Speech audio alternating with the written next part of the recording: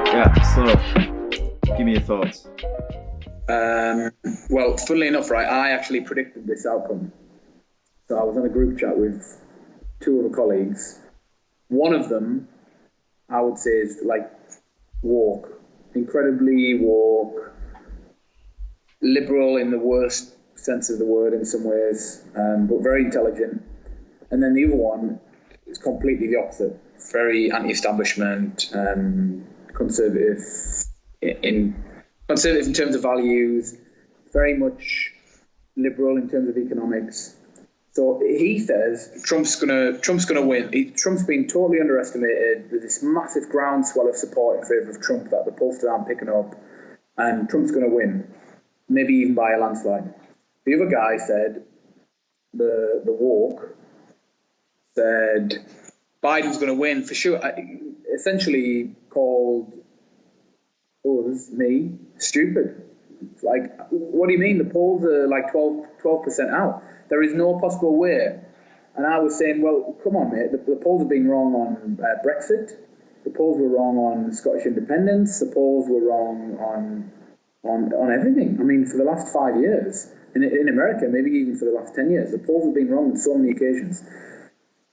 We were getting called idiots. You're so wrong. How can you not believe that? And I just said, well, there's no matter what, there is a shy Trump vote out there, and too many people just can't. They're in an echo chamber where they're not looking at what's really going on. I mean, there is a total echo chamber of opinions, particularly around this election. And my prediction was that Biden would just edge it. But I said it could have went either way, and in the end, I would say that's what he's done, right? He's just edged it. Yeah, it's funny because there's still 4 states left to declare their votes, and yet I think no one really gives a shit about that anymore. It's kind of just full steam ahead on he's won it, but it doesn't even look that shiny. I don't know what the other states are going to be like, but he's like well over compared to Trump's 214 or whatever. Yeah, in terms of electoral college votes, but in terms of actual votes on the ground in certain states, the margins are really. In fact, I don't know what the latest is, but like last time I checked, Pennsylvania he was 20-odd thousand ahead or something, which isn't a small margin, but it's not a huge margin either. It's enough for recounts in some of these places. There's loads of states like that, so then there'll be a bunch of recounts in different states, won't there? Yeah, and it's funny. I saw, like, I can't remember who I was saying it to. Just, I was kind of just worried about no matter what the outcome was going to be, everyone was going to, I don't know, one side's going to be really, really angry, whereas in the past, I don't know if it's been like that, but you just know that it's like turbulent. It's not a thing that's like done and dusted. It's just going to be weeks of shit. Come on, look, when Donald Trump won, there was basically 4 years of shit. When Brexit won, there was basically 2 years of shit. When Brexit happened, it wasn't accepted by half the population, or maybe not the full half the population, but by this vocal majority of people who thought that they had more sway over public opinion than that they had, and they thought that they could change the outcome. The most funny things I've seen so far have been memes that have been like, oh, in Britain we would never try to change the outcome of a democratic vote by having another vote or stopping the cat or whatever. And I just thought the parallel between Brexit and this and it's so similar, but everywhere is so divided. The whole like Western world is so divided. Scary. Yeah, we had the whole people's vote, wasn't it? As if that's separate to what the first fucking vote was anyway. Anyway, my big concern with all of this, basically, it's what we talked about last time, China. Is Biden going to be tough on China? Because some people want this trade war to end and they think we've got to go back to the way things were. But the way things were basically emboldened China. You've got a million Uyghur Muslims in the workers' camps, and you've got mass indoctrination of the people. You've got control of so much media.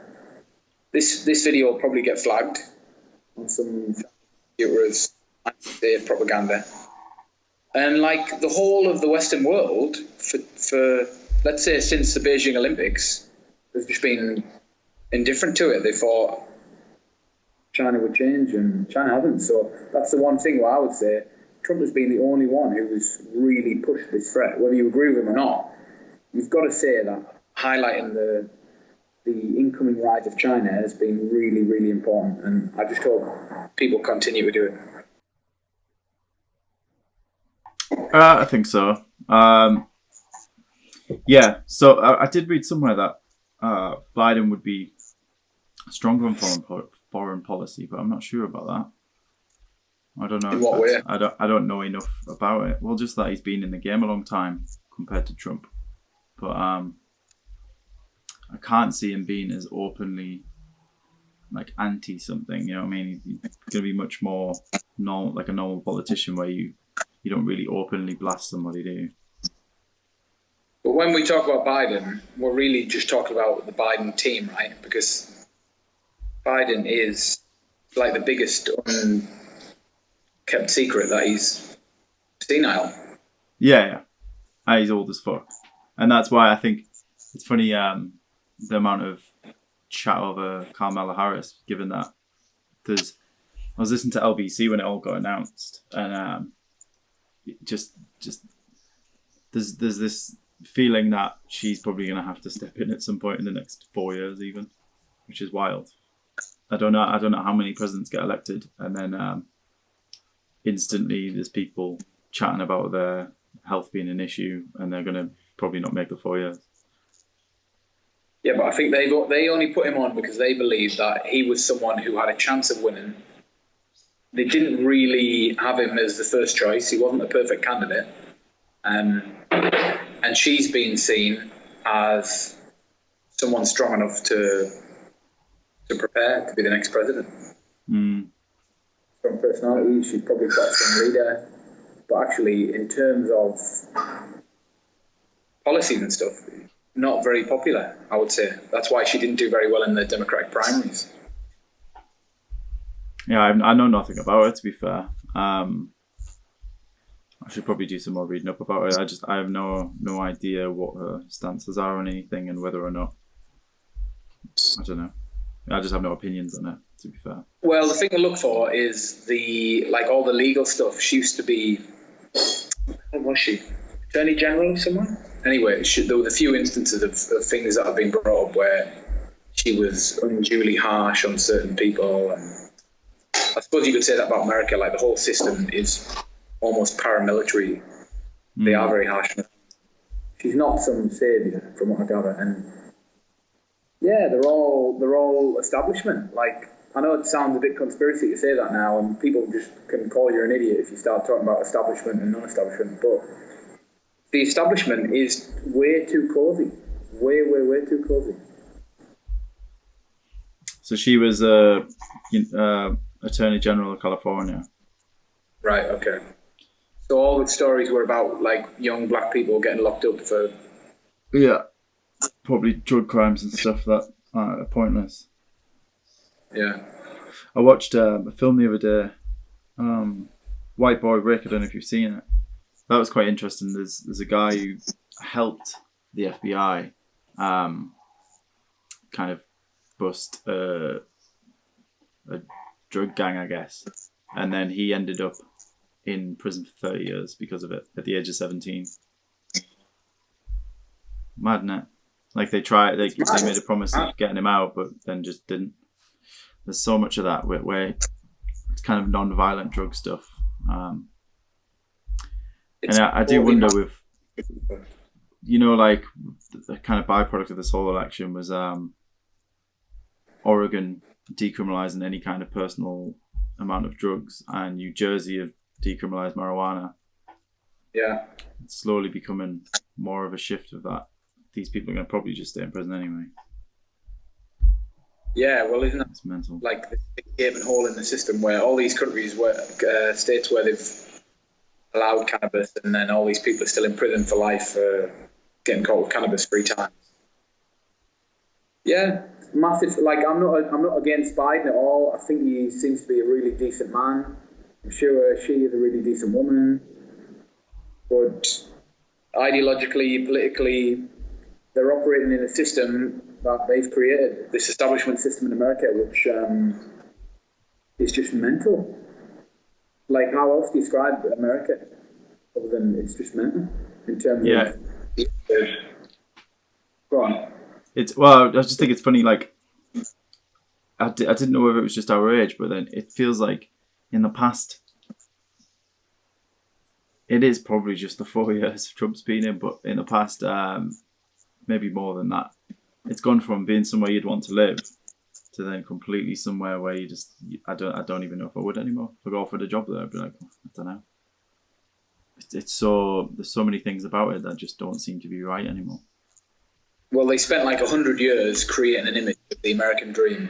Immigrants went there at the turn of the last century, and then all through up until the 1950s, it was the fastest growing economy in the world. It had risen up to be the most powerful country in the world. It was always seen as somewhere full of hope, and it was always a law and order place, right? It wasn't until really the 1970s onwards that the gangs started taking over. There was a lot more lawlessness, unless you were in the American West or something in the 1890s when it was really lawless. But yeah, that's gradually changed. And probably a lot of it is to do with drug policy, civil rights movement is like this big question mark over America, because I think that's led to a lot of the violence, but it's just highlighting a deep injustice, or the fact it's the system again, isn't it? Like, the systems in America just don't work. There's so many problems with them because of so many years of, like, well, it is institutional racism. I think the Black Lives Matter movement is totally overplayed in the UK. I do not think the UK is institutionally racist, but you can't really argue with the fact that America is. Yeah, that's it. When the Black Lives Matter marches were going on, it's like you can't fully understand the scale of it there, because it is definitely different there. Like, the British colonialism and stuff was terrible, but I feel like it's easy to point the finger, but they had more of a part to play in slavery than the UK. Not that the UK at all was innocent, because they definitely made a lot of money off slavery. But it seems like there in the US was 10x worse. Yeah, and well, if you want to talk about slavery, then we should start. A great example that I always see, right, is amongst history teachers. They talk about slavery and the slave trade, and then they do this whole thing about how UK schools are terrible because they're not giving black culture and black history a voice. So we've got Black History Month. It's all about empowering black history and saying, well, black history isn't just about slavery. It's about all the great culture and stuff that came out of Africa and into Europe and everywhere else, which is true. But then they always use this example of Mansa Musa. I don't know if you've heard of him. Supposed to be the richest person who ever lived. Came out of the Mali Empire over on the western part of Africa. He just had more gold than anyone's ever had. He did this great exhibition where he travelled all the way from Mali across the Sahara Desert. He took something like 40,000 people with him, and everywhere he went, he just left gold for people. He visited all the major kings along the way. He went almost towards Europe, and it was about like projecting his wealth and his power and stuff. And they always use him as an example of how, look, black people in the past have had great civilizations as well. But they forget to mention the fact that out of the 40,000 people who he took with him, more than 20,000 were slaves, getting beaten, treated like shit. Never said. Sometimes I find myself on Twitter just like reminding them, yeah, but you know, he took all these slaves as well. But they don't want to hear it. And it's like, slavery has been a major concept and issue across the whole world. In Africa, long before any white people got there, and yeah, it was on a smaller scale, it wasn't industrial, but it was still massive. The Middle Eastern slave network, which went up, was still going like 100 years ago almost. connecting Africa, North Africa, with all the Ottoman Empire, Turkey, Saudi Arabia, Oman, all those places. They transported almost 10 million slaves as well over a longer period of time. The transatlantic slave trade was supposed to have transported something like between 10 and 15 million people out of Africa towards America. These things are comparable, but like no one will ever bring them up. No one will talk about the role of slaves in the Roman Empire. Right, it was a long time ago, but it just shows you that across the whole of the world, we've had slavery in every culture, and you can't just try and pin the blame on white people. Yeah, it's in a similar fashion that Adolf Hitler gets all the flack for. If you think of genocide, he's the guy that comes to mind for getting all the flack, and yet there was much like Stalin was worse and Mao was worse. It's just, I think someone has to be it's like this thing of why is the Mona Lisa special, but it's not just something has to be the Mona Lisa. Something has to be that one that becomes the known time. And I guess America's deservedly got that spot, to be fair. But I was reading the other day that when the UK decided to kind of get themselves off slavery, so to speak, to stop their economy being propped up by it, they basically had to reduce their GDP by 2% each year for about 60 years to get to that point. Because obviously, as soon as you take away free labour, it's like the equivalent of bumping the minimum wage up 10%, not 10%, like £10 an hour or something. The economics at work means that things kind of just drop. And taking away the free labour is obviously it's going to hurt a lot of people. But yeah, so for like 60 years, 2% a year, GDP had to go down. Massively smart economic move, getting rid of slavery. And like in Britain, we celebrate it and we do talk about people who work to get rid of slavery. But if you ever bring up that in an argument and say, well, look, the British were the ones who stopped the slave trade. We sent out the Royal Navy to police the Atlantic. And anytime we caught a slave ship, we took it. And we sent the people back. That was a pretty big move. And you could argue that it wasn't really the British state that was sanctioning and pushing slavery. It was more like they were keeping a blind eye to it, and they let all these private corporations go off and do it. And as often is the case in business, you get a lot of psychopathic behaviour of people in businesses, and it was no different then. People running slave companies, a lot of psychopathic behaviour to get to the top. And then the government steps in based on a democratic principle of people believe in certain ideas, and it stops. Britain probably should get a bit more credit for that. It's kind of like now, like none of us really. Everybody turns a blind eye to the sulfur farms where kids have to mine sulfur for iPhone pieces, and it's just another thing that potentially in 50 years would be like, yeah, that was terrible. But now it just kind of cracks on, and everything's left to it because money's at play. If you try and charge somebody, people kick off about the price of an iPhone now anyway, and I don't know how much of it's a profit margin, but I don't imagine that Apple have got 50% profit margins or anything. That would be a little high.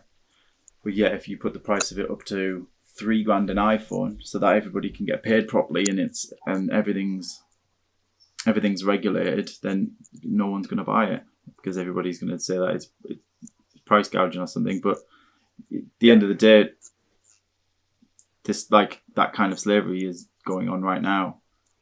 And even if Apple want to try and stop it, they would have to have somebody who works for Apple at a sulfur mine to see whether or not everybody was of age, everything was safe, and it's just that's really not going to happen with every single component that you need to go into an iPhone, and then every single rare element that goes into that. Mm-hmm. But yeah, it's another one we turn a blind eye to because that would be tricky to figure out. There's no way they could figure it out, because you've got to stabilise a lot of these African economies and governments and stuff before you can even start to help the people and improve things there. Because if you just go in with a load of money and say, right, we're going to pay these people more, we're going to do this, the government will find a way to siphon off the money or take advantage of the situation or do something.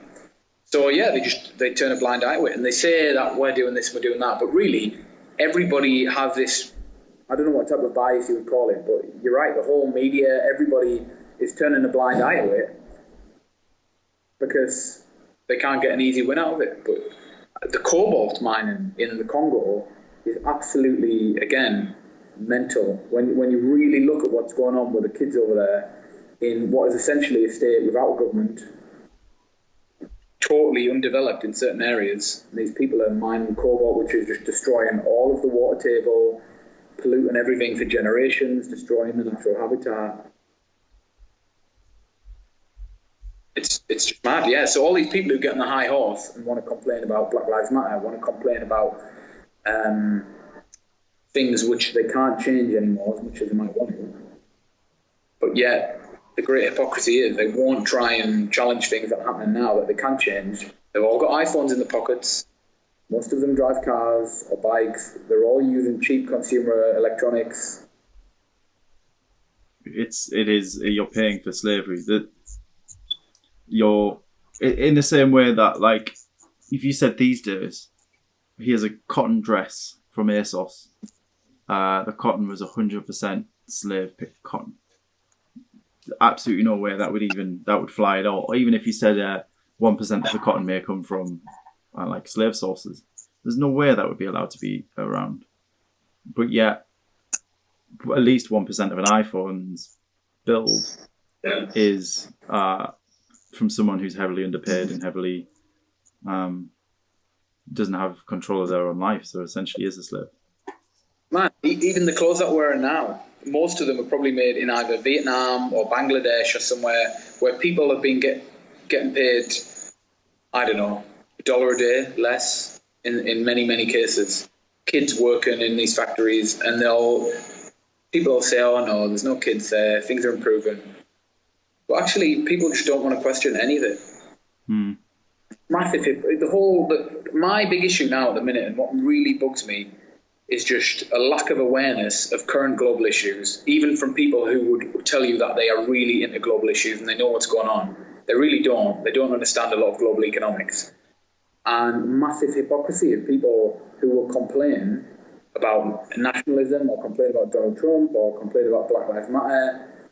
They'll go out in the streets and they'll protest. They'll think that they are the best people ever without recognising that in 100 years they will be considered evil.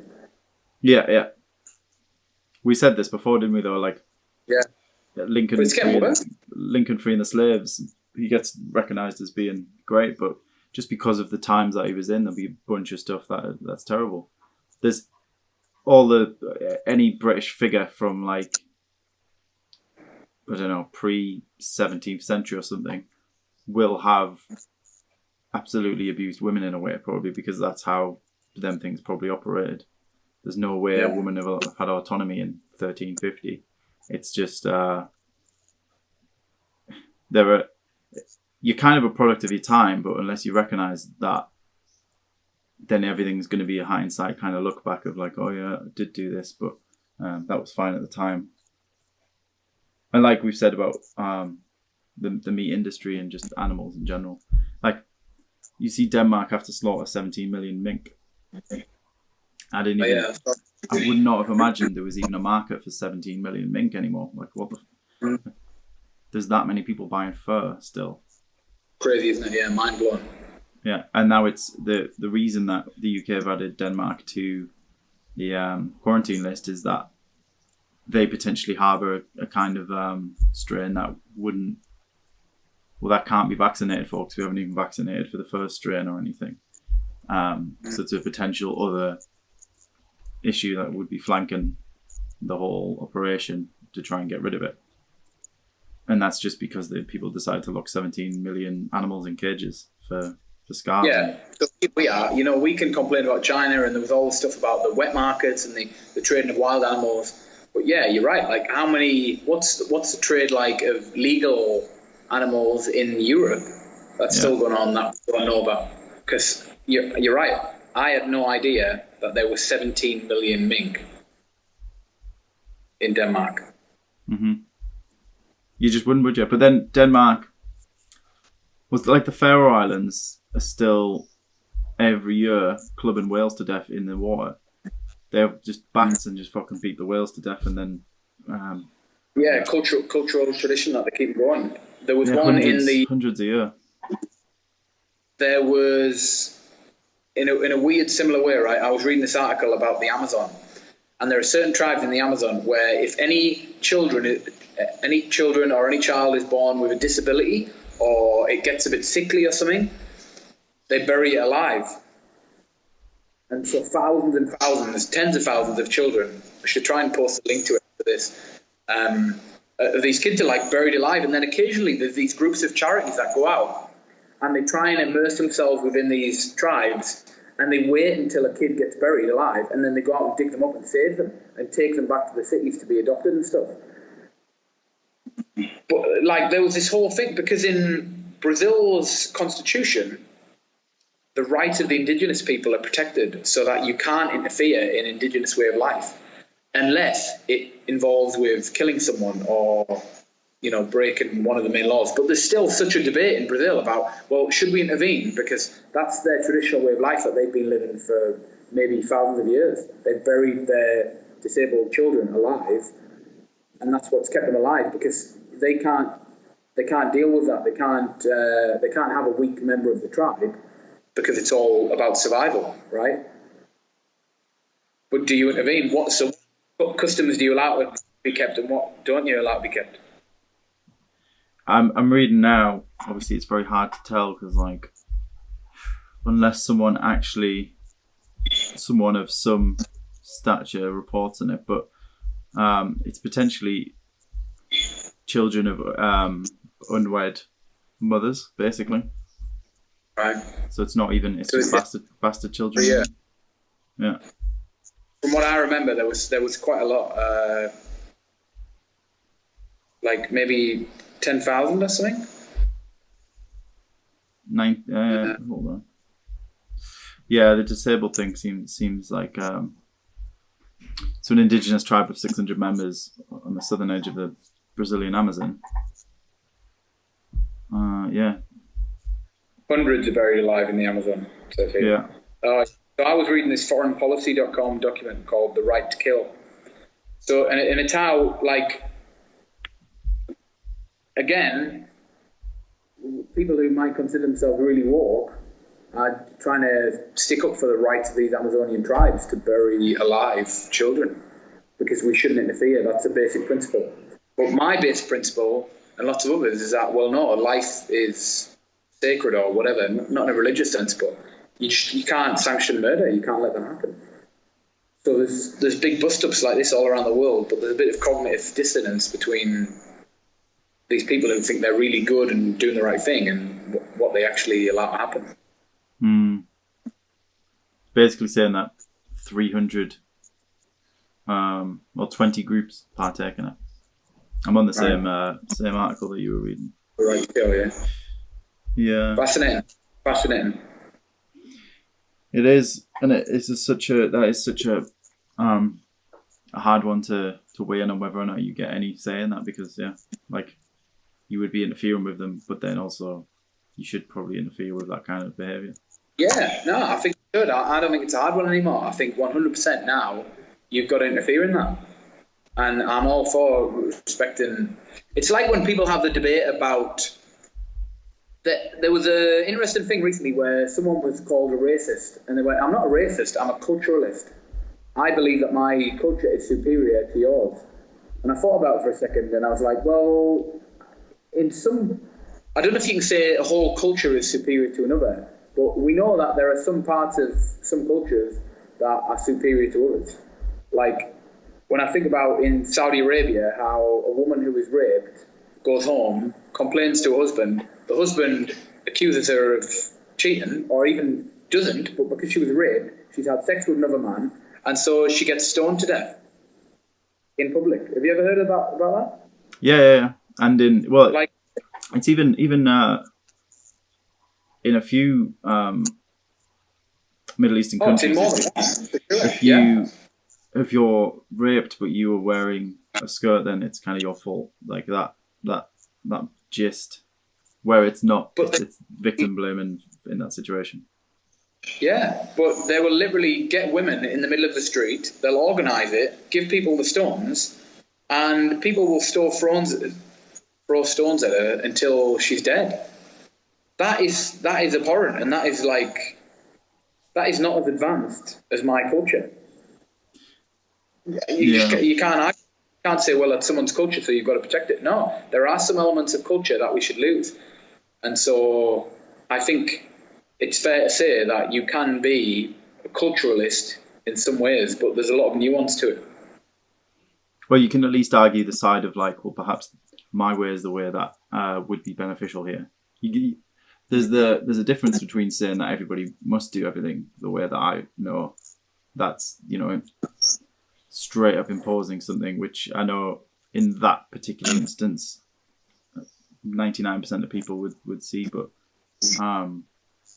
yeah, but shouldn't we impose some things? Shouldn't you impose the law across the whole world that you can't commit murder? Yeah.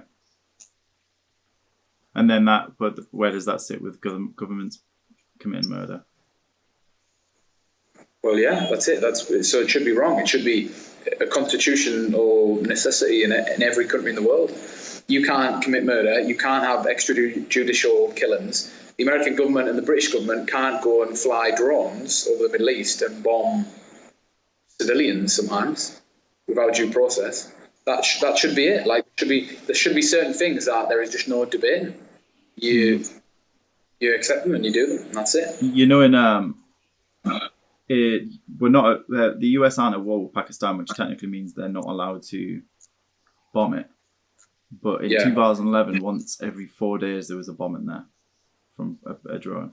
How wild is that? Yeah, it's because it's a bit like during the war with Vietnam. Same thing. Cambodia wasn't at war with America, and Congress didn't approve things. But presidents, prime ministers, they have like a certain amount of leeway that they can act in certain ways over the short term.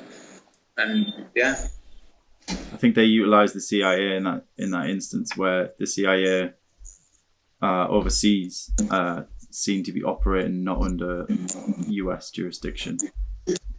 Yeah, and none of them they've set up all of these fake companies still, so that their money, they're not accountable to Congress in the same way the president is, so they can just do what they want. That's all signed off and agreed, and that is mad as well. Same thing with MI6 to a certain extent, but not their accounts still have to be signed off by the Home Secretary. But they've all got certain slush funds and there's certain things that they can do. It's mad, and sometimes I've been thinking about this recently, because like Project MK Ultra. Mm-hmm. What's going on now that we're going to be so shocked at? And what are the front companies now? Like during the Vietnam War, there were so many major companies that were actually just CIA shells, laundering money for the CIA. There's so many different things. Now you get called like a conspiracy theorist if you question certain things. But I mean, the CIA must be in Venezuela, without doubt. They must be doing things, operating in Venezuela to try and change the government. Absolutely. And even so obviously Venezuela have the largest oil reserves in the world, don't they? But then and the US are a big part of OPEC, so or at least everybody who's a part of OPEC to a degree is going to have something going on in Venezuela, because why not? But they've got proven oil reserves, but they haven't utilized them. So actually Venezuela is not a major part of the oil network in many ways. The oil's there, but they haven't done all the drilling, they haven't accessed it all. So it's kind of like right now, especially with the world moving away from oil, it's not that significant. If Venezuela drops off the oil map, it doesn't raise prices substantially. No, but it's what if they decide, because apparently they nationalised it in the 80s or something temporarily, and that's what made them a lot of money until new people got into power. If that happened again, then it would drop the oil price, because no doubt in countries such as the US, where people have to be well paid to drill oil, you need a minimum dollars per barrel to operate, and I think it's around 45 for a lot of them. And if Venezuela can afford to pump out oil at $20 a barrel, that's going to fuck everybody else up, because even the Saudis can't afford to do it for less than 39 or something, I think it is. Yeah. So like, But right now, they're not putting much at all. So no, but they might all of a sudden, and you wouldn't. There so might all be I a would reason do, they're not outputting a lot. yeah. But I think right now they're under sanctions so that all these foreign companies who have the capability to drill oil and refine it, like the Venezuelans themselves, don't have the capacity and the technology to actually start pumping for oil in a big way and then refine it. The only people who have the ability to do that are the main oil companies. They've got all the expertise, and I think they're not allowed. Yeah, they won't be. So I don't know how it would happen. I don't know, but yeah, without doubt, the CIA is operating around the world, and Venezuela is interesting. Look at countries like South Africa, which you don't hear much about anymore, but it's like total chaos, mass chaos. So the country is so divided, crime rates still really high, right? Mm-hmm. People just get. We always hear about America, but never hear about South Africa. Yeah, it's weird that, isn't it? Because it's almost, I don't know. It's like it's part of the Western world, but in its own way that doesn't seem to operate under the same. There's never chat between Germany and South Africa that goes public. No. You would never hear Angela Merkel speaking about South Africa. It just well, it's changed. The end of apartheid, hasn't it? It was in there. And yeah, you could argue that that's a racist decision, that countries ignore it. But to be honest, probably just because of ever since apartheid ended, or at least after Mandela, there's just been massive political instability. How do you know that you can trust the people in the government when they're so corrupt? At least with a country like Australia, New Zealand, Canada, corruption levels, ordinary corruption levels are really low. You can trust those politicians with a bit of accountability. South Africa is just mental. The amount of corruption is just shocking. They try and keep it now, don't they? So that I think in South Africa there's an equal divide of blacks and whites on the kind of political board, I guess. They try and keep it a pretty much 50-50 split. I think that's a constant friction they have, yeah. No, but the population of South Africa is like 10%. So I'd be surprised. I know the ANC is not the ANC. The opposition group has got a lot more white people in it, but it's very much a mix of whites and blacks, and they're trying to be unifying and bring the whole country together and stuff. They seem to have quite a strong opposition, or quite a smart opposition. But the ANC, African National Congress, is just still the massively dominating force, and the young ANC group is really radical.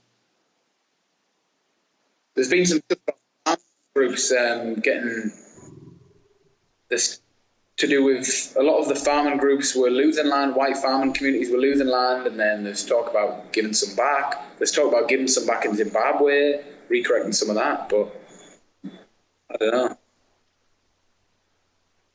It's hard to tell what isn't there's a country within South Africa, isn't there? Or at least yeah, there's two. There's Eswatini and Lesotho. Yeah, I wonder how do they do compared?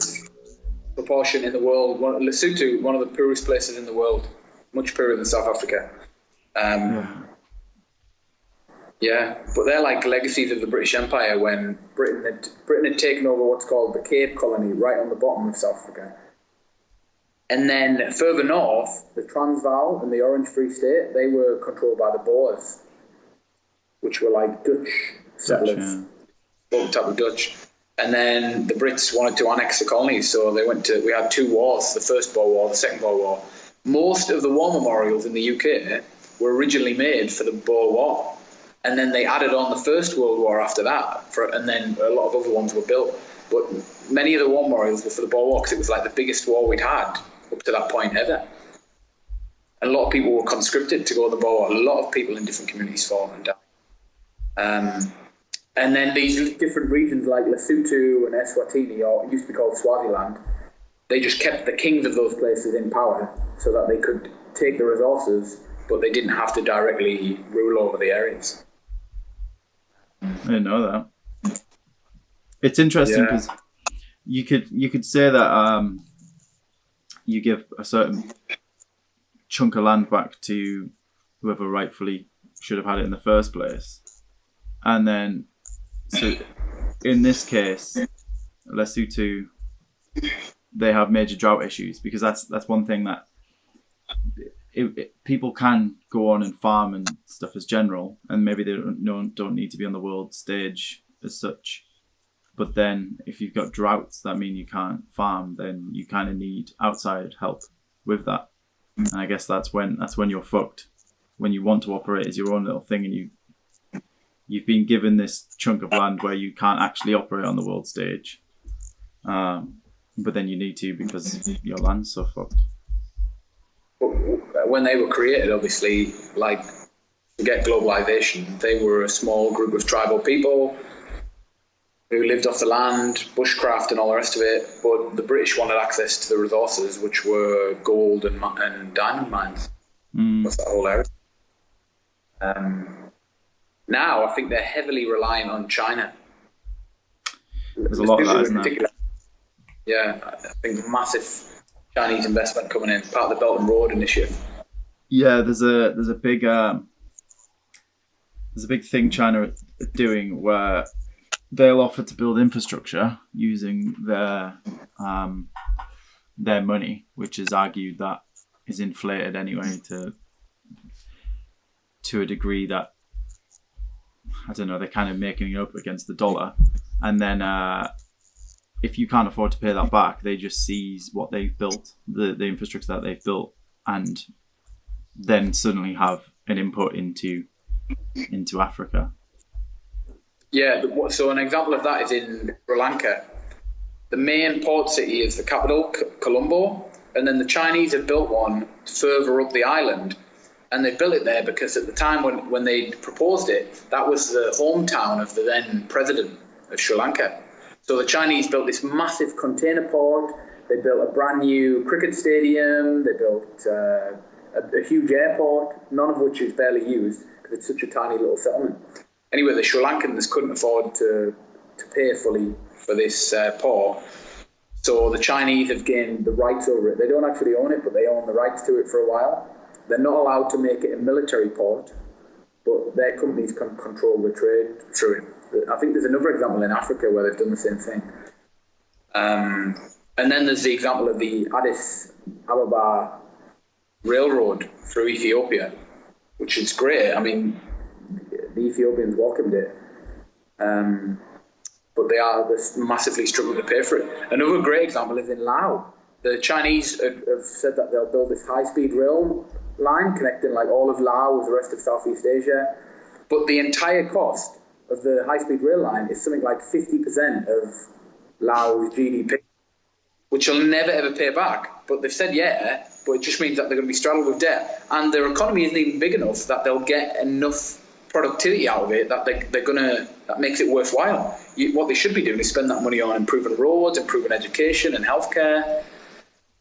But yeah, I mean, massively in the pockets of China. And to be honest, I listened to a 3-hour lecture about this the other day. I went to an event, and this guy, expert on it, 3-hour lecture. It's fascinating. And what I didn't realise is that there's so many Chinese construction companies which have like built up over the last 20 years because of the boom in China. And now it's slowing down in China, but they've got massive lobbying power with the government. I always assume that the communist government is so powerful, like no one questions them. But actually, so many people high up in the government are also connected to construction firms that they've got so much lobbying power that the Chinese are trying to find them work, basically, send them abroad to do the construction in all these other countries, even if they have to pay for it on these long-term loans. Yeah, I remember reading that because there was such a push to... Well, that's part of the reason as well. There's a lot of infrastructure in cities that don't need it in China as well, apparently. There's a lot of apartment blocks that were built purely because they've got the ability to and they've got surplus construction power now, so they might as well build these empty apartment blocks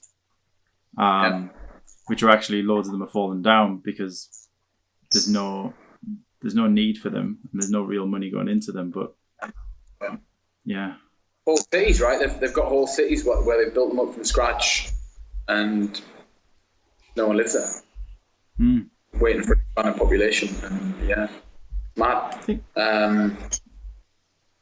Go on. I think Lao has. Is that what you were talking about? The high-speed railway. No, there's an abandoned city in. I thought it was Lao. Are you thinking of that one in Myanmar where they created the capital city? I think Top Gear did an episode there as well. That's it, yeah. Burma's ghost town. Yeah, Naypyidaw. Yeah. It's completely empty, and yeah, it looks super nice. Yeah, so they've already moved the government there, but the companies aren't there. But interestingly, though, Indonesia is going to do the same thing. Jakarta's sinking like a massive amount, and all the people on the outskirts of Jakarta are just going underwater. The government's designed a completely new capital city, and it's starting to build it already over on, I think it's in Borneo, they're building it. Okay. Massive amounts of money chucked into it.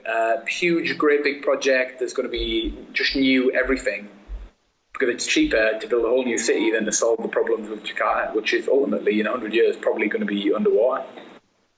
25 centimetres a year it goes under, and half of it's already under.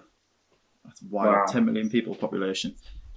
10 million people, yeah. I'd love to go and see it. I've heard it's such a busy, quite dirty, quite polluted city, but 10 million people, yeah. What the hell are they going to do? How does the government plan for that? It's a £26 billion project, which actually sounds quite cheap. Just start up a new capital city. Yeah. If you took the entire span of Indonesia, right, in terms of mileage, it would be as long as going from London to Baghdad. That's how long Indonesia is. Really? Yeah, how mad's that? And how were you ever meant to that's why it's a tough place to govern, isn't it? That's why, you give islands, in a way, part of their own autonomy, because otherwise how you couldn't mass control that. Yeah, no way. But they had their election fairly recent. The biggest, most populous Muslim country in the world. 100 million people. I think it's also, if not the fastest growing country in the world, it's one of the fastest growing countries in the world. That's pretty good. Have you followed anything with barley at all? Not really. There's so many. There's basically not enough jobs for people now to be doing anything because it was largely what was the GDP of tourism? I won't say 8%, but it can't be that high. I wouldn't be surprised if it was. What else do they do? Our little man, what was he called? Cadec. Guy place. Yeah, going off to grow his coffee and stuff. Yeah, but this is it. A lot of them have tried to become farmers. So I think at least 50%. It's in negative growth by 11%, which is wild. Well, the UK was 30% before, or 22%. It's 54 to 58% of the economy comes from tourism, which is pretty much completely dead now because they closed the whole island to anybody. And I don't know, even when it opens up again, I don't know how, because it's not like those businesses can get the same kind of government help that ours have to keep it going and furlough staff or anything. There's none of that. They're simply going to just not be able to have the business anymore. So even when it opens up again, it's not like it is going to open up because there's going to be such just a large piece of the puzzle missing. It's going to take years and years and years for that place to get back on its feet. Years and years. But for all of us, it's going to take years. It's just the biggest catastrophe ever. It's sometimes I like to sit and think about what's just happened over the last basically 6 months. Because in our lifetime, it was always the financial crash, 2007, 2008. It was like this major era-defining world event. The banks crashed, and this is just like has made that a minnow. It's just nothing now in comparison to this in terms of the financial effect of it, the political consequences. I remember after the crash, 2007 and 8, everyone was talking about, right, well, last time we had a Great Depression. Wall Street crashed was in 1929. Great Depression kicks in from 1930 onwards, really, and it doesn't come out. The world economy didn't come out of depression, until the Second World War. And it led to the rise of fascism in lots of ways. It led to Hitler and so many things. What was that going to lead to? Well, we had Brexit. What the hell is this going to lead to? What's going to be the massive political change that will come from this? Because it will come. There will have to be massive political change. Do you think it's going to help Labour out a lot? Not at all. No. Not at the current. I think I actually, I was a member of the Labour Party for 10 years and I've left. Really? 10 years, man. But for me, the tipping point was the way Jeremy Corbyn was treated, because I believe in socialism. Like, the definition of socialism is the workers own the means of production. So essentially, it's a bit like cooperatives, like John Lewis in the UK. The people who work in a company, they should be the shareholders. They work harder, then they get more of the profit. You don't need to have someone as a capitalist come and you're basically stealing the value of excess of people's labour. You're stealing the excess value of people's labour, right? And I know there's loads of positives because capitalism helps with investment and stuff, but you could still have like a mix between a socialist and capitalist economy based on cooperatives. I think it's such like the defining idea of our time, and I really believe in it. So I believe in socialist economics, and I believe in supporting people, and I believe in the state having a major role in the economy. But Labour have given up on all of that. What they've moved towards is socialism. Transgender rights. I'm all for transgender rights, but have you followed the whole TERF thing with J.K. Rowling? No, she got a lot of shit, didn't she? I can't remember. She got a lot of shit for just saying, I believe that women-only spaces should be for women, and she said things like, she gets called a TERF, trans exclusionary radical feminist. And because she sees that all of the hard-won gains for feminism, where women have their own spaces and women have their own events, and she sees that being eroded by the fact that anyone can say that they are a woman. They can self-identify without actually doing anything. And then the latest thing was, well, are we talking about gender or sex? Because now some people are even saying you can change your sex without an operation. And if you choose to say that you are a woman, not just in gender, but in sex, then that's what you are. And she's like, no, there is a biological difference between men and women. We've got to recognise that. We've got to... Labour's all for this. Labour's like shouting down anyone with a different opinion. Labour is back in the... It's not even the trans groups. There's loads of trans people who support J.K. Rowling and are against that. But Labour's totally gone, man. The way that they immediately have jumped on the climate change thing without... There's no nuance to their position anymore. And it's so frustrating because Labour was like the movement that was supposed to protect ordinary working people, that was supposed to make sure you got a fair slice of what society produced. And I just feel like they've totally given. I wonder if they just saw that was too far gone. The idea of that, trying to make big companies become more socialist, given that all of the money, a large amount of the money the UK makes is through transactions from other countries. Good luck trying to somehow give that back to our people. It's not factories anymore with people creating stuff. which is when they had their prime, is people Yeah. actually like mining coal or producing a chair. It's not that anymore. We're much more of a financial country and a slightly digital country. Yeah. So Although then the even next. Go on. Carry on. I was going to say, the tech side of our country is obviously nothing compared to a lot of the other countries in the world, but yeah, we've just lost because that. It's not like we've lost it; it's moved on because that's how it is.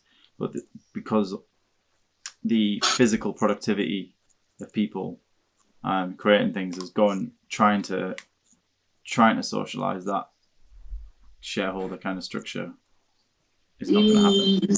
Yeah. So Jeremy Corbyn, in many ways, had made like this. He put in place a good plan, right? So first of all, what you do is you get rid of natural monopolies. If some company, so in the UK, you could talk about BT. BT has like a total monopoly on infrastructure in the UK in terms of the internet.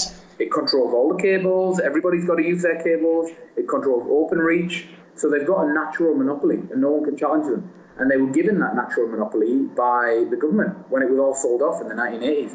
And BT are still protected by law so that they can maintain their natural monopoly. You've got to have competition if you want to have capitalism. The same thing with Royal Mail used to be the case. Now there's a lot more competition, but Royal Mail still control the post boxes. They've still got a natural monopoly on post, and if we still send a lot of letters, that would be a big problem. Most of the major electrical companies, right? All of the big 6 electrical companies, they use the National Grid. The National Grid is a private company.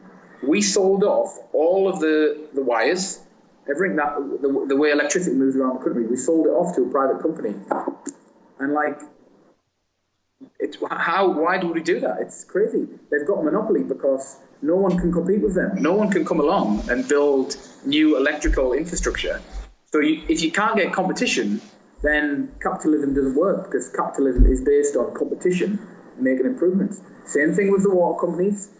We created it all. The Victorians built most of the sewage networks in the country. We then created all the pipes. We had British Water, and then we sold it all off to different companies.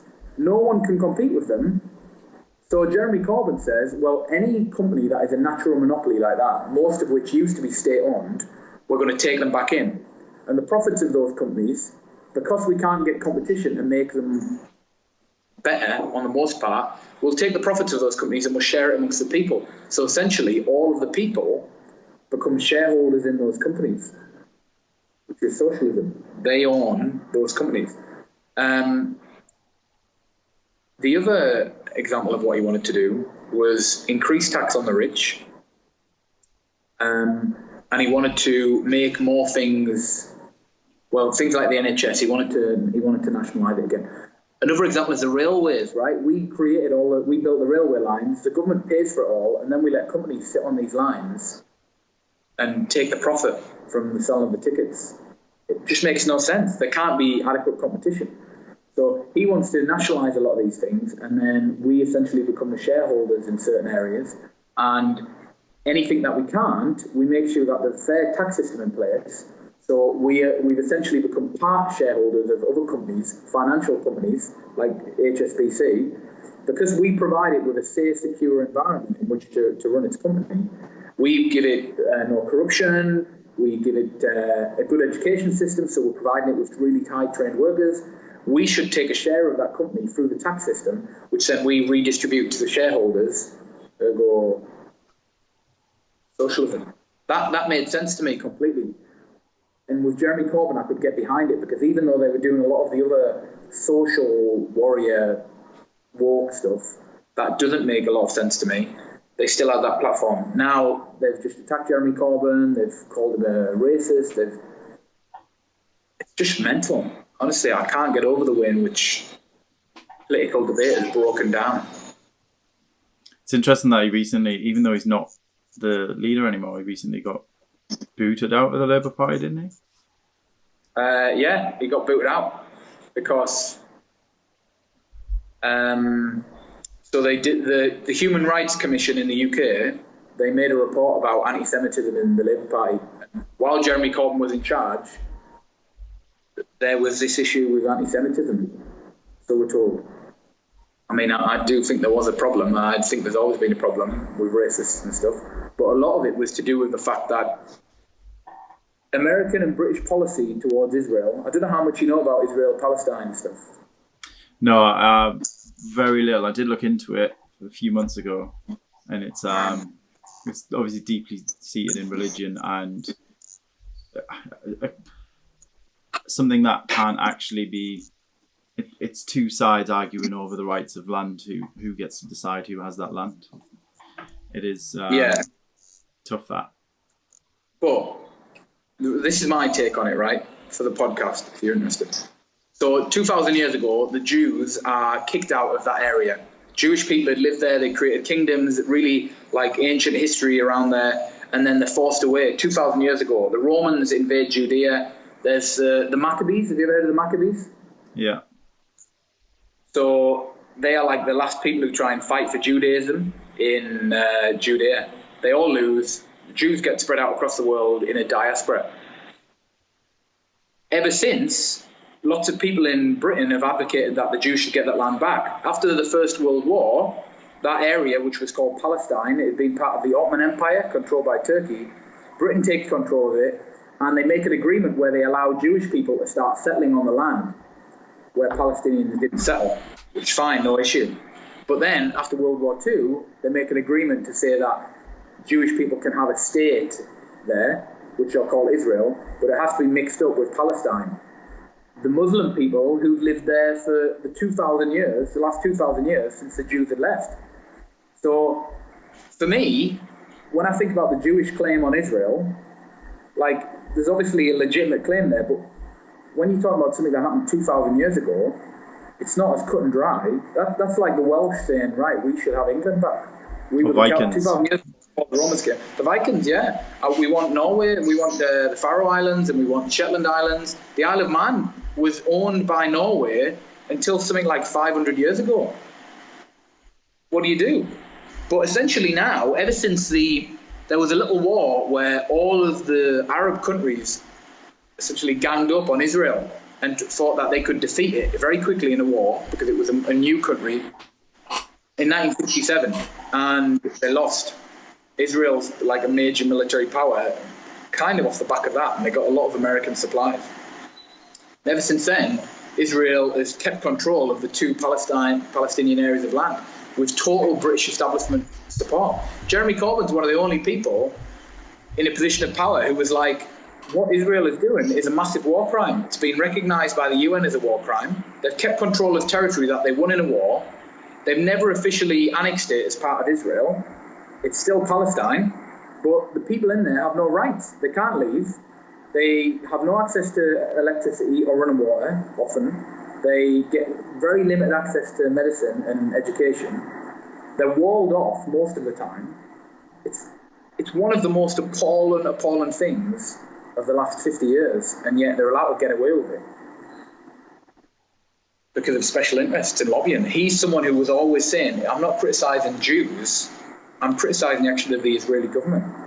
And some people can't make the distinction, I think. Trying to claim that land would... Imagine if we tried to claim Hong Kong back again. You're like, okay, I know we relinquished the fact that it was ours. If we tried to get that back, like it's a similar. That's probably even more clear cut, given that was more recent than Israel and Palestine. It is a messy one, isn't it? We only had that. Well, we had Hong Kong for a little bit longer, but we had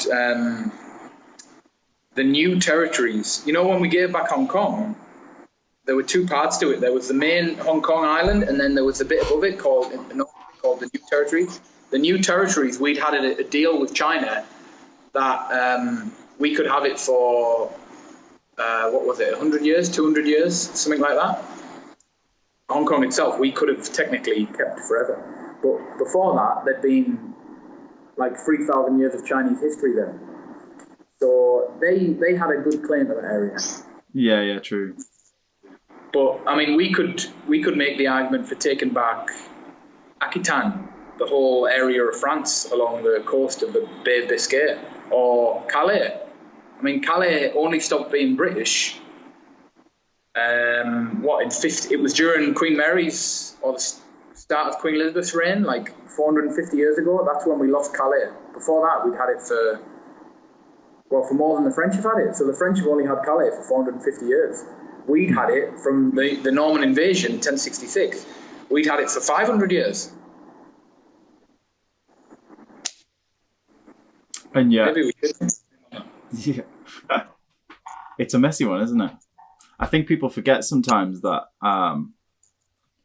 obviously borders in general are just groups of people trying to agree something. And if land got, say, like the US-Mexico border, there's so much arid land there that no one's really going to nitpick over a foot of wall, I'm sure. If something was built by the Americans 10 centimetres over or a foot over, no one's going to probably say anything, or maybe they would. But when it comes down to like a smaller region of land, and one that's more significant because it's more useful or it's more sacred with the religion, then it becomes a real big issue.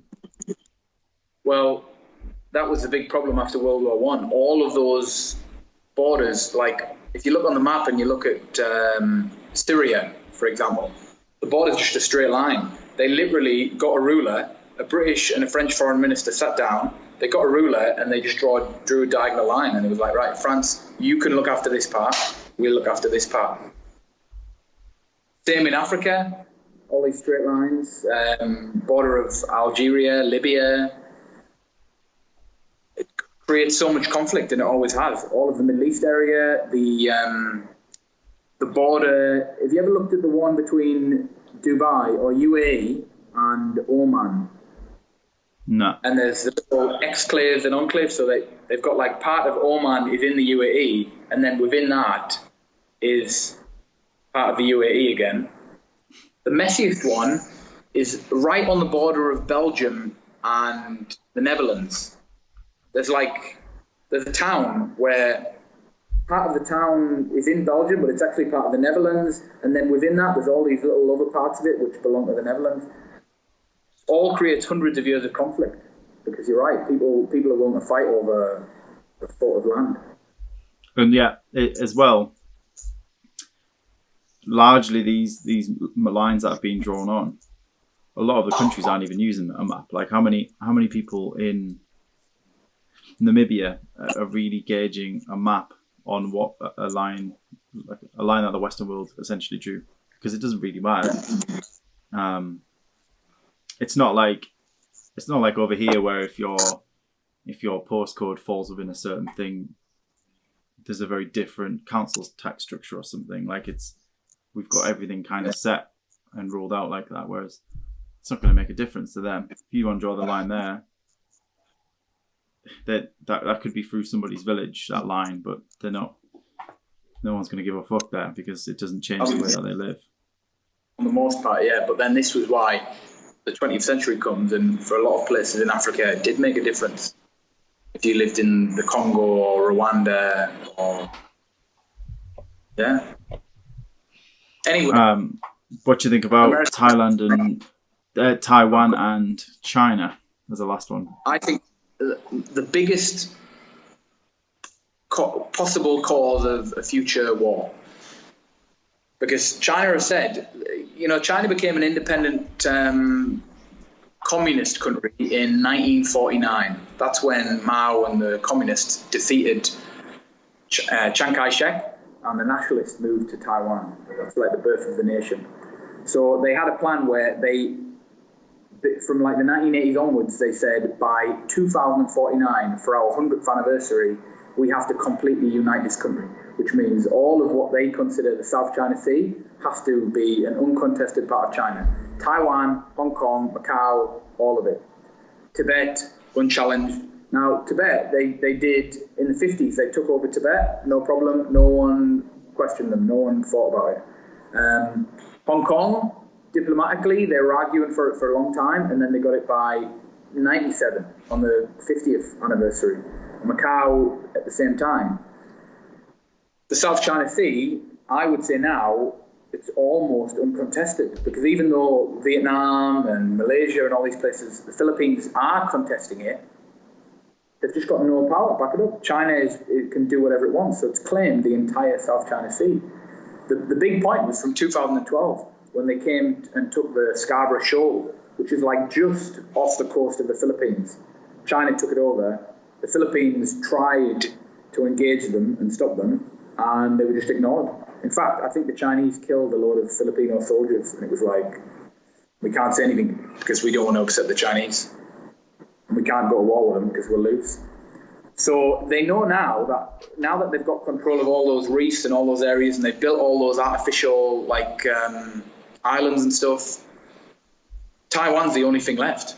And the clock's ticking to 2049. So I think within the next 10 years, I think they'll invade it. I think they'll have a soft invasion. They'll try and control Taiwan domestically, like they've already been trying to do for like 10 years. They've tried to control the elections. They've tried to make more and more young Taiwanese people be spot with China. And they will send in some kind of force eventually and just take it. And it'll be a test to America. Are you still willing to back up Taiwan like you're actually treaty obligated to do? Donald Trump, I think, probably would. Joe Biden, I think you'd probably say no, we want to avoid a war, and not. By which point, China is just completely unchallengeable. Once it's got Taiwan, no one can challenge it. And if you ever look at the amount of trade, world trade, that has to pass between the South China Sea and go from like Singapore and Hong Kong, Taiwan, Japan and Korea, it's something like 60% of world trade passes through that region. I don't know, maybe I'm wrong on that statistic, but it's high, it's a lot. That is a major bargaining chip for China, just in the way that the Suez Canal always used to be the British bargaining chip. When the British Empire controlled the world, one of the main things that they had was the Suez Canal. They could threaten people with it, they could cut off trade through the Suez Canal, because it shortened world trade in half.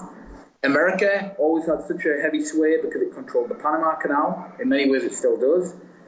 If China gets control of the South China Sea, they just have got such a massive sway over the world. Yeah, and I've seen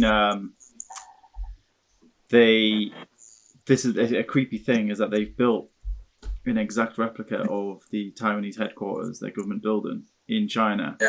And then video themselves doing special ops missions onto it to seize it, which is just like, I was saying to somebody, it's like someone printing out making a full size voodoo doll that looks exactly like you, and then just like stabbing it, and then showing you them stabbing it. It's about as fucking horrible as it gets, really. Yeah, especially if you're Taiwanese. And there's no doubt that that's what they're going to do. There's just absolutely zero doubt. They are going to try and take Taiwan. And anyone who thinks they're not, then just has no idea about world global issues. So, and they're probably going to do it within 10 years. I think most military leaders, most political leaders, they know that. They know that's the case. So then you've got to ask yourself, what are you willing to do to support democracy? Taiwan is a flourishing democracy. It's one of the four Asian tigers with Singapore, South Korea, Hong Kong. China's took Hong Kong now. Like, the democracy is over. The small amount of democracy they had, they didn't really have democracy anyway. Is the world just going to sit back like 1930s Adolf Hitler with appeasement? Are we just going to sit back and let them do it because we're too afraid? Because if we do, then what happens next? But yeah, no one wants a world war. No one wants to have a war with China, but someone's got to think about what we're going to do. We can't just let China remove democracy from Taiwan, sorry. We shouldn't have let them do it in Hong Kong, and yet, what's been the comeback?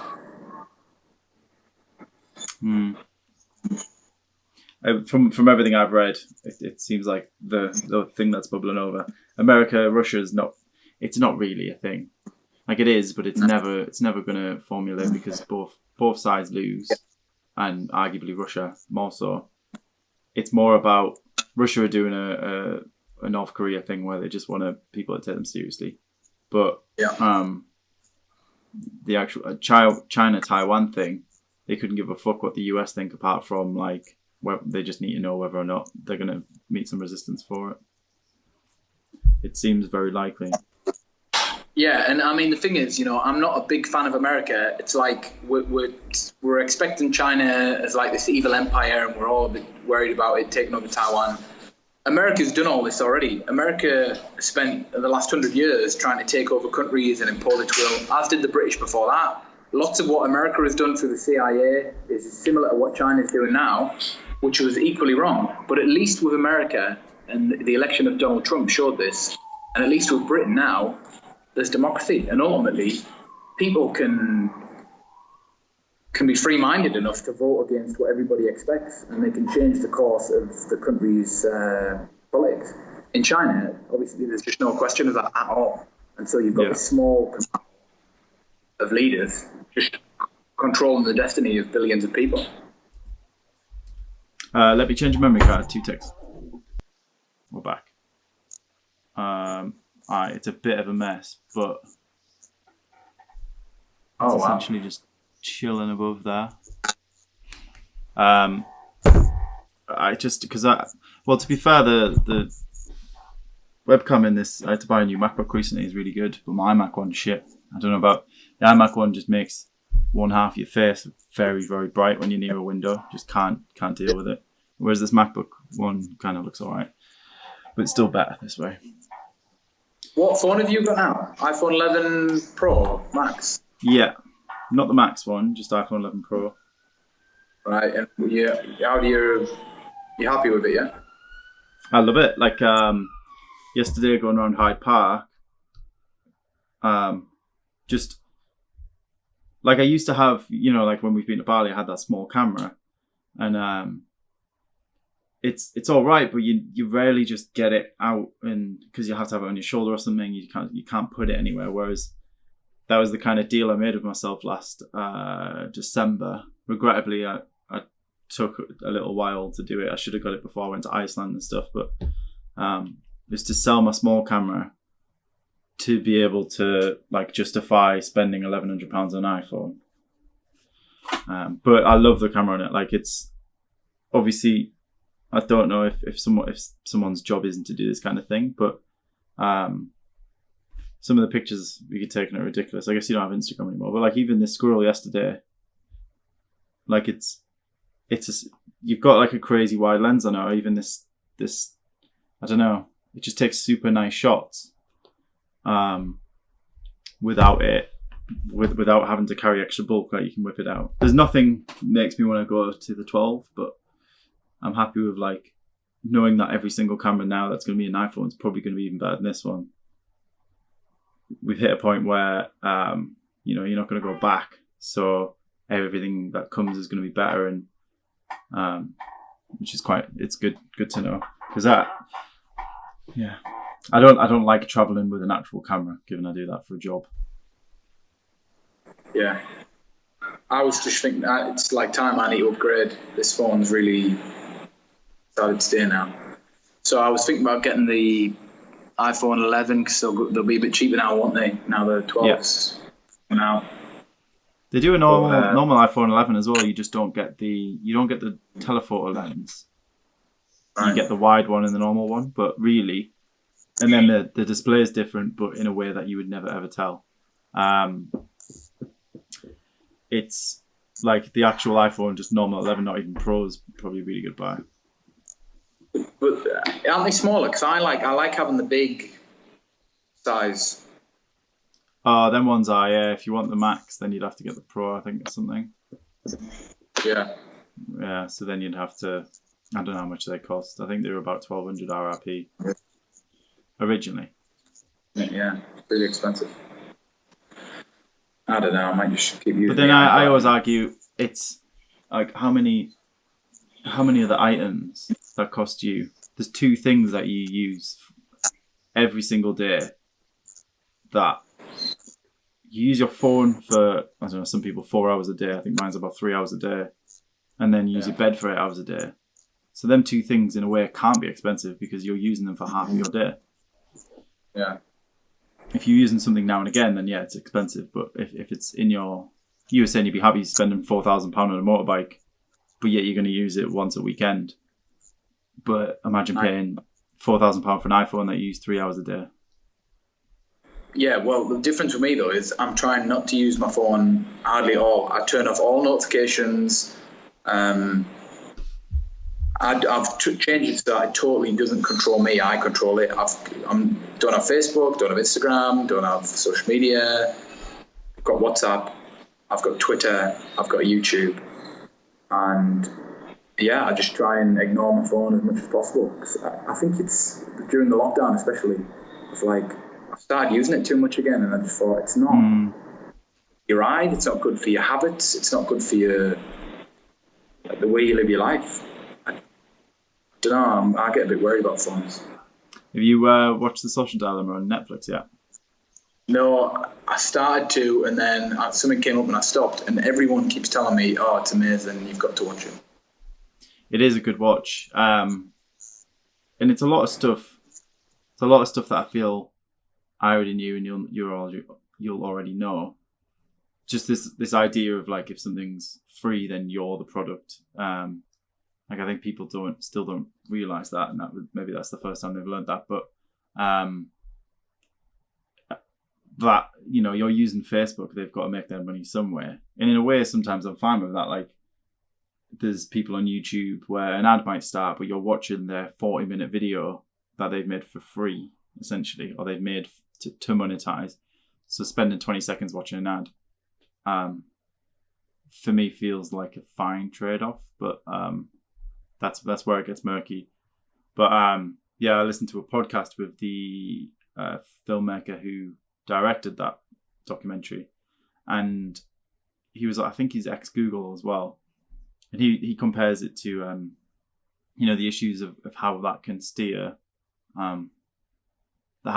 public opinion, is that the idea being, like, if you're going down a motorway, you know, just driving, but you see a car crash, you're obviously, most of your attention's going towards that car crash. And that's the vibe of how these companies want it to be, but with your online usage. So if you're on YouTube watching a video, it might be just quite a normal video of I don't know how economics works, and then eventually it'll start pulling you towards threats of economics from outside worlds, what's happening here, why that's and it's, you know, it's still related, but it's always then trying to push you towards this, like, almost scaring people, because that's more gripping and easier to do than to inspire people. People don't log on every day to watch 4 hours of inspiring videos, because that's just, I mean, it's a bit much for a start, but it's just not there. Whereas 4 hours worth of scaring people, like, look at COVID, like how many people I check the news more often now, just because, or at least I did more when it was new, because you are generally more concerned. And concern takes up more of your time, and that's what these companies now are exercising. It's not that they're getting natural people coming to it. It's they're just concerned. The first thing they do is they profile you. Everyone's profiled. Then they start to direct ads towards you, but then they start to control your behavior by controlling how much time you're spending on things. They know they've got addictive products. And ultimately, then they're pushing people into making decisions about what they're going to buy, rather than just putting things in front of them. It's classic marketing. And with kids as well. Massively with kids, totally changing behaviour patterns of kids and what they're going to do. I just think that too many people have given up on normal social behaviour, especially parents with kids, letting the kids just do whatever they want, and they don't realise the long-term damage that it's doing to your brain, the wiring of your brain, your relationships. I saw a thing the other day, a girl in the US killed herself because of online bullying, but then it kind of apologised for being ugly before she did it. And it's something that you couldn't even, if someone told you that as a fictional thing, or like proposed it to you as a storyline of some sort, you wouldn't believe it. But that's purely just because of the negativities of online. That would never happen in real life. Like that, people have been bullied to suicide in real life for sure, but just that there's just something more sinister about it being. I don't know. You're taking away the ability to read somebody's face, so you can then be far more nasty, and you can also take things. Yeah, dehumanize. Seriously. Yeah. Because there's no eyes to look into when someone's saying something to you. That's a big difference. Yeah. I think the whole world needs to reevaluate the way it uses technology. And so I've started using everything less, off the technology less. Although I'm really enjoying YouTube at the minute, making videos as well. And YouTube is great. It's like, apart from it's going really heavy on the adverts. Yeah, you've got ad block, although you can't get that on your iPhone, obviously. But ad block's a useful tool, and obviously people embed ads into their videos anyway. But that's a bit different. I think you're seeing something that's a bit more relevant other than a fucking Snickers ad or something. But yeah, YouTube's really good. But then, so another thing that was raised on the podcast was about the whole. They used to have an next suggested video, and you'd have to click it like, yes, I want to watch it. And now, I think it counts down from 4 seconds. It just wants you to have the next one, and it's a battle of your attention basically. And that's why everything I've noticed on YouTube, you know how we had the clickbait articles that you'd get from TechCrunch or Gizmodo or something, and now YouTube's. Everybody's things like that. I know yours are very just self-explanatory, but you get a lot of people trying to make it a bit of a hook. Understandable. Totally, yeah. It's all shocking stuff, conspiracy theories. It's all, yeah. I've totally caught on to that. However, my God, there are so many amazingly well put together explainers and podcasts. I mean, look at Joe Rogan stuff. What's going to happen to that, do you reckon, when it's fully just Spotify and not YouTube? Do you think people are going to be switching? Going to do that? Is he completely removing it from YouTube? Yeah, from the 1st of December. Ah, is it? Yeah. Interesting. You've got Spotify to watch. I'm not sure. I mean, I do use. Obviously, do you have Spotify? I used to have it, but I think I've maybe got the app, but I don't use it. Right. I've been thinking about it. I kind of like it for, I can listen to something. It used to be that if I wanted to watch it, it'd have to be on YouTube. But then if I want to listen to it, it'd have to be on the podcast app. And then you'd always have to remember time codes between them. Whereas now I can watch it on Spotify desktop, but then listen to it on my phone in the car. Right, okay. Quite a nice handoff, being able to, because it's rare you're sitting down to just smash 3 hours worth of something. So being able to just hand it off between each thing is quite good. I don't mind it at all. But yeah, I suppose for you, if you're not fully on the Spotify, that's exactly what they want, because they want you to get on. I was a bit worried at first because he was a lot more careful about what he was doing since Spotify, I think, about the people he was getting on. The Alex Jones one recently, I was so glad he put Alex Jones back on, just because it shows he's still willing to rock the boat a little bit. But then at the same time, he kept challenging Alex Jones on everything, and they kept checking it, and it was like, oh yeah, you're right. Did you watch that one? Yeah. It was interesting, that, wasn't it? They're just saying, you can't just claim these things. He does himself no favours, Alex Jones, because he goes red in the face and he shouts like he's at a football game. Yeah, it's good entertainment. But if he sat down like Jordan Peterson doesn't shout. If he sat down like someone who had that level of just explaining something, it wouldn't sound as preposterous, because it's not like you're shouting sometimes a way to get your point onto somebody without them challenging it, just to lay it on them. But yeah, they did a lot of fact checking, didn't they? And a lot of the stuff came true. I mean, he knows all the MK Ultra stuff and the CIA stuff in the 60s, which, I mean, people just can't believe all that stuff. No. What the CIA in the 60s. And then as soon as you start saying, well, what if they're doing something like that now? Everyone's, no way, we couldn't be doing that now. Yeah, they are somewhere. Well, it's all like because we don't understand what's being done digitally now.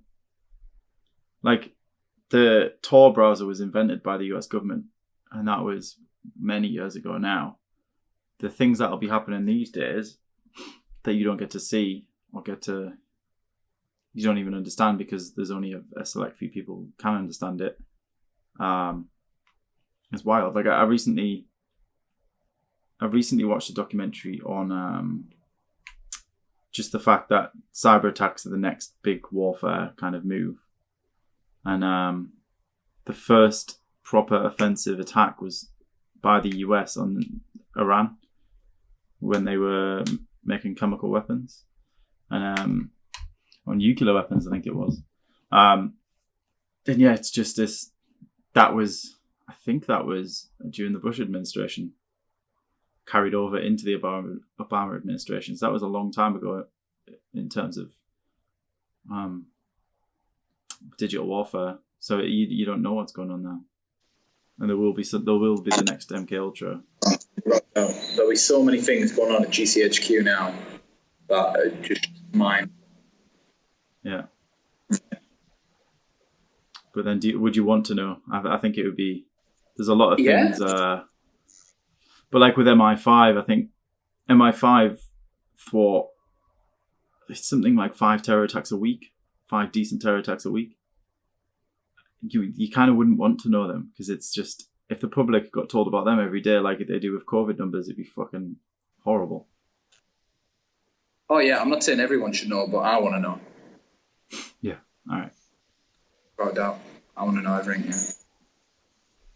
Anyway, mate, I think we'll call it a day there. All right, take it easy. See you later. Bye.